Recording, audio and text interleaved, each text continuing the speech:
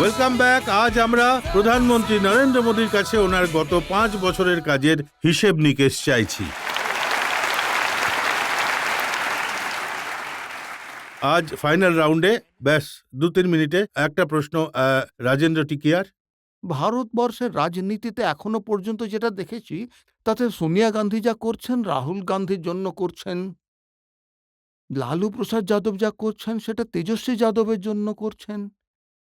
এভাবেই শরদ পাওয়ার, মমতা ব্যানার্জি এইসব নেতা নিজের পরিবার, নিজের সন্তানদের ভবিষ্যতের জন্য করছেন।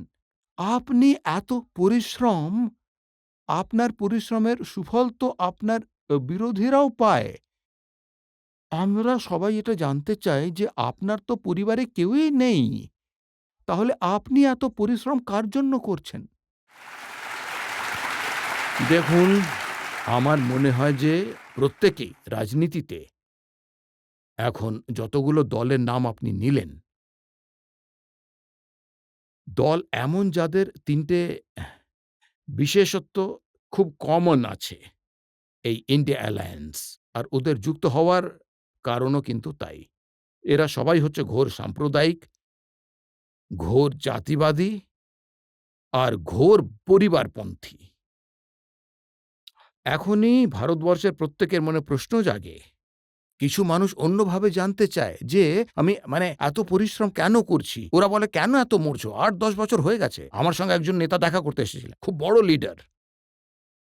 প্রথম পর্বের আমার শেষ 5ম বছরে বলেন, মোদিজি প্রধানমন্ত্রী হয়ে গেছেন, এর চেয়ে বেশি আর কি আছে জগতে? এত পরিশ্রম কেন করছেন? আরে এখন তো থামুন।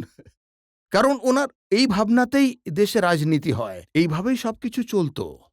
আমি মনে করি যে সব লোক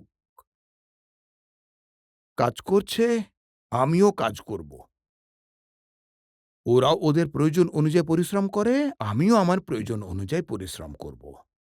ওরাও ওদের পরিবারের জন্য করে, আমিও আমার পরিবারের জন্য করি। ওদের পরিবারের 5-6 জন লোক আছে, তো ওদের 5-6 জন লোকের জন্য পরিশ্রম করতে হয়, 8 ঘন্টায় কাজ হয়ে যায়। আমার পরিবারে 140 কোটি জন আছে, তো আমাকে বেশি পরিশ্রম করতে হয়। যদি আমার পরিবারে 5-6 জন হতো তো আমাকেও বেশি কিছু করতে হতো না, এদিক ওদিক 2-4টে ইন্টারভিউ দিয়ে দিতাম, রাজেশ শর্মাজি ওখানে চা খাইয়ে দিতেন, আমার হয়ে যেত।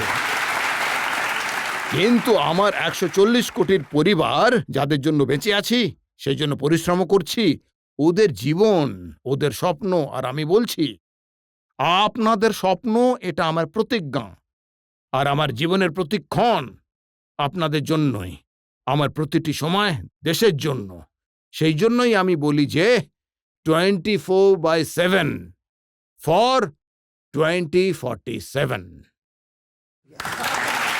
মোদিজি, এটা ভোটের সময় তা নানা ধরনের প্রেডিকশন আর দাবি করা হয়। কি কি ধরনের দাবি করা হয় একটু দেখিয়ে দিচ্ছি। আমার ফাইনাল প্রশ্ন এর উপরেই থাকবে। चुनाव ज्यादा से ज्यादा स्टेट्स में खत्म हो गया है। पिछले 4 फेजेस के परिणाम साफ है और नरेंद्र मोदी जी चुनाव हार रहे हैं। आने वाला दिन में तो बोलना है कि मोदी बाबू का सरकार को एक्सपायरी डेट हो गया है। जो 74 की बातें करते थे, अब उन्हें सोचना पड़ेगा कि उनका खाता कहां खुलेगा। एक के अलावा मुझे नहीं लगता कोई खाता खोल पाएंगे। आम आदमी पार्टी के 7 सांसद भारी बहुमत से जीत रहे हैं। हमारे जितने भी सर्वे आ रहे हैं, শুধু এটার একটাই প্রবলেম যে এটা 2019-এর ভিডিও। আপনি একটা কাজ ভালো করেছেন রজতবাবু, 2019 বলে দিয়েছেন। আমি তো বলছি 2014-ও দেখিয়ে দিন, একই ডায়লগ রয়েছে। 2019 তাতেও কিন্তু একই ডায়লগ আছে, আর 2024-এও আপনি কিন্তু একই ডায়লগ শুনে চলেছেন। জনতাও নিজের মনোভাব একই রকম রেখেছে, এনার কথার কোনো প্রভাব ওদের ওপর পড়ে না। আর হতাশা থেকে উনি বলতেন যে মোদি 400 পার সংখ্যা কিভাবে বলেন, ইভিএম এর ভেতরে কোনো গন্ডগোল আছে। এখন আমি ওনাকে বলি যে আপনি সংখ্যা বানিয়ে দিন, আপনি কোন ইভিএম কে ধরেছেন সেটা বলুন। এখন দেখুন আপনি দেখুন যে খুব খারাপ অবস্থায় পেশেন্ট এলেও ডক্টর বলবে যে চিন্তা করবেন না, ঠিক হয়ে যাবে।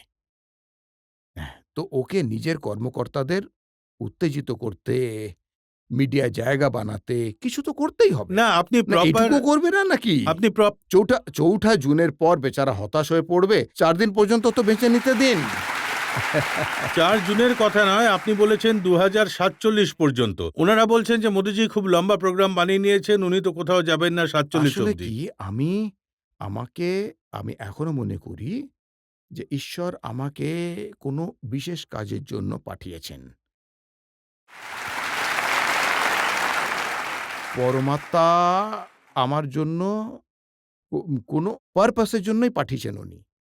না হলে আমার সংসার ছেড়ে এখানে আসার কোনো লজিকই হয় না, কোনো রাস্তায় নেই যা আমাকে এখানে নিয়ে আসবে। ঈশ্বরই এই কাজের জন্য আমাকে বলেছেন, আমাকে পাঠিয়েছেন, আর আমার পথপ্রদর্শনও পরমাত্মা স্বয়ং করাচ্ছেন। আমাকে রাস্তাও পরমাত্মা স্বয়ং দেখাচ্ছেন। পরিশ্রমের, পুরুষাকারের, পরাক্রমের যে উদ্যম, সেটাও পরমাত্মা থেকেই পাওয়া যায়, আর সেটা নিয়েই আমি পথ চলেছি। আর আমি নিশ্চিত 2047-এর মধ্যে বিকশিত ভারতের যে টার্গেট রয়েছে, এটাও ঈশ্বরই আমাকে দিয়ে করিয়েছেন। যতদিন পুরো না হবে উনি আমাকে ডেকে পাঠাবেন। আর আজ পৃথিবীতে অন্য কোনো জায়গা নেই আমার জন্য, এইটাই শুধু আছে। কারণ ভারতবর্ষকে পৃথিবীর জন্যও কিছু করার জন্য আপনি যদি বিবেকানন্দ পড়ে থাকেন, আর কি শ্রী অরবিন্দ পড়ে থাকেন, ভারত শুধু একটা দেশ নয়, ভারত হলো একটা পারপাস সমৃদ্ধ দেশ। আর সেই পারপাসটা হলো বিশ্বকল্যাণ ভারতের হাত ধরেই হবে। মোদিজি, আপনার জন্য একজন ভিউয়ার 4 লাইন লিখে পাঠিয়েছেন। উনি লিখেছেন যে मैं दिया हूं, मेरी दुश्मनी तो अंधेरों से है, हवाएं खामखा मेरे खिलाफ हैं। मैं दिया हूं, मेरी दुश्मनी अंधेरों से है, हवाएं खामखा मेरे खिलाफ हैं। हवाओं से कह दो आजमा के दिखाएं, बहुत दिए बुझाए हैं, एक दिया जला के दिखाएं। আমি অনেক অনেক কৃতজ্ঞ সবার প্রতি।